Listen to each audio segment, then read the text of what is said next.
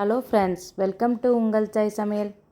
இன்றைக்கி நம்ம சமையல் வீடியோவில் ரொம்ப அருமையான மீன் கிரேவி எப்படி செய்யுதுன்னு நம்ம பார்க்க போகிறோம். வீடியோக்குள்ளே போகிறதுக்கு முன்னாடி நம்ம சேனலை சப்ஸ்கிரைப் பண்ணிக்கோங்க. வாங்க ஃப்ரெண்ட்ஸ், வீடியோக்குள்ளே போகலாம். 1 கிலோ துண்டு மீன் எடுத்து வச்சுருக்கேன். வாஷ் பண்ணிவிட்டு எடுத்து வச்சுருக்கேன்.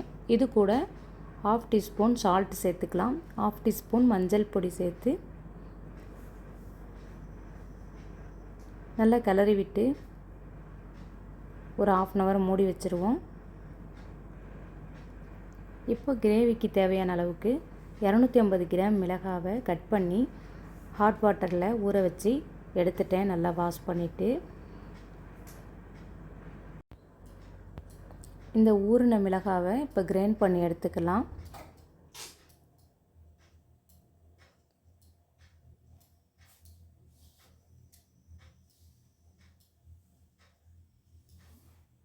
இதே போல் கிரைண்ட் பண்ணி எடுத்துக்கலாம். இப்போ இதை ஒரு பவுலில் மாற்றிக்கிட்டேன்.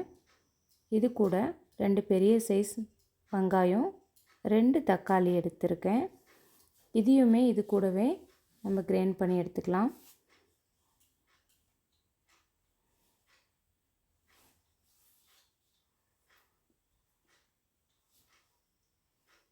கிரைண்ட் பண்ணி எடுத்து வந்துட்டேன். இப்போ புளி கரைச்சி வச்சுருக்கேன். ஒரு லெமன் சைஸு புளி எடுத்து ஊற வச்சு கரைச்சி எடுத்து வச்சுக்கிட்டேன்.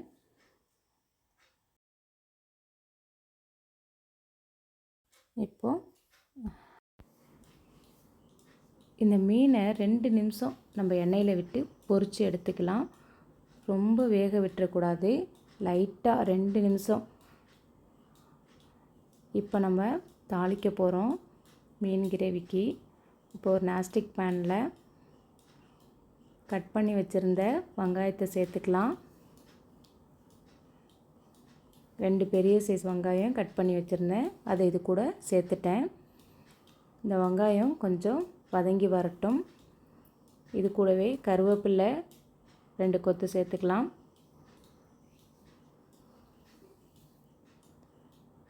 இது கூட 2 தக்காளியும் கட் பண்ணி வச்சுருந்தேன், அதையும் இது கூட சேர்த்து தக்காளியும் வெங்காயத்து கூடவே சேர்ந்து வதங்கட்டும்.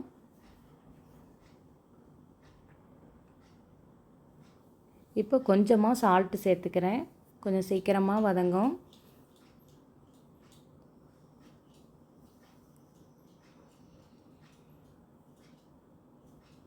நல்லா வதங்கிடுச்சு.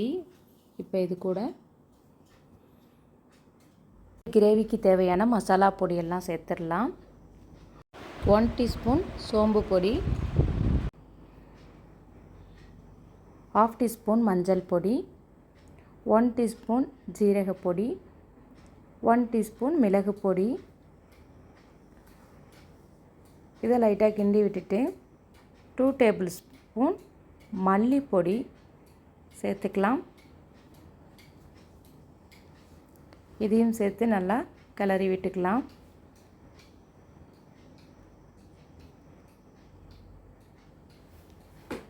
ஸ்டவ்வை கொஞ்சம் சிம்மிலேயே வச்சுக்கோங்க, லோவிலேயே வச்சுக்கோங்க. இது கூட நம்ம கிரைண்ட் பண்ணி வச்சுருந்த தக்காளி, வெங்காயம் இது 2த்தையுமே இது கூட நம்ம சேர்த்துக்கலாம்.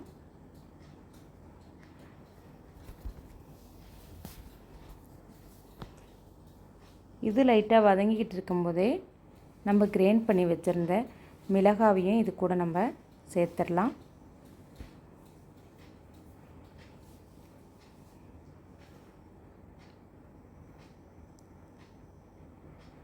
இதையும் சேர்த்து நல்லா கிளறி விட்டுக்கலாம்.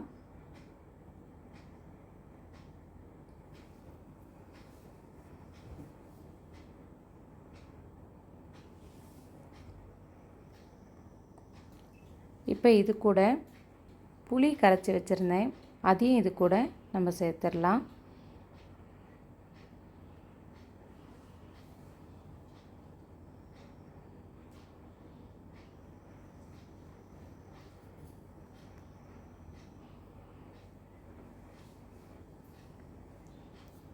புளி சேர்த்ததும் லைட்டாக கிளறி விடுங்க.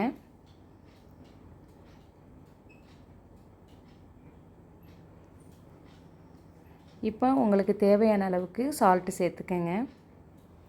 ஏற்கனவே சால்ட்டு சேர்த்துருக்கேன், பத்தலை அப்படிங்கும்போது கூடவே சேர்த்துருக்கேன். உங்களுக்கு டேஸ்ட்டுக்கு ஏற்றா போல் சால்ட்டு சேர்த்துக்கலாம். இப்போ லைட்டாக கொதி வரட்டும், அதனால் மூடி வச்சுருக்கேன்.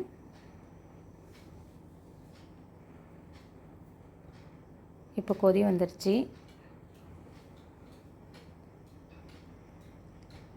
இப்போ இது கூட 1/2 டீஸ்பூன் லெமன் ஜூஸ் இது கூடவே சேர்த்துக்கலாம்.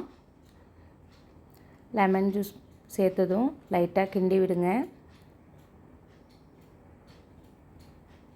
இப்போ எல்லாம் நல்லா மிக்ஸ் ஆகிடுச்சி. இப்போ நம்ம லைட்டாக பொரித்து வச்சுருந்த இந்த மீனை இந்த கிரேவியோடு சேர்த்துக்கலாம். மீன் ரொம்ப ஹார்டாக பொரிச்சிட்டிங்கன்னா இந்த கிரேவியில் உள்ள மசாலாலாம் ஏறாது. அதனால் லைட்டாக தான் நம்ம பொரிக்கணும், எப்போவுமே 2 நிமிஷத்தில் எடுத்துடணும்.